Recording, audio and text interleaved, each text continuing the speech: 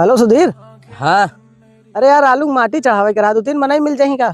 अब वही कहाँ मिले यार, कोई हम तुम परेशान होता, माटी चढ़ा के आदमी कहाँ खाली यहाँ ठंडी में सब चढ़ाता है, जानते ही है।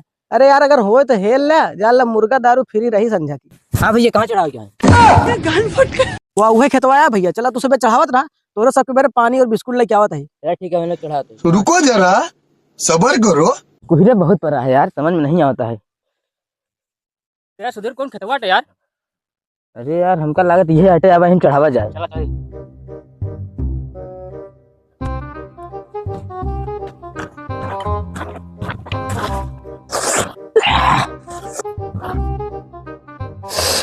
क्या यार, अपने लोग मटिया चढ़ाए डे अभी आए नहीं यार? हाँ यार सुधीर सही कहा था, यार नहीं आएंगे ना आएंगे। लेकिन एक सेकंड, बस यार भैया चढ़ाई डाया का? हाँ भैया चढ़ाए डाले। कौने खेतवा में मटिया चढ़ाया यार? यही वाले में। लेकिन हमारा तो यही वाला खेतवाया।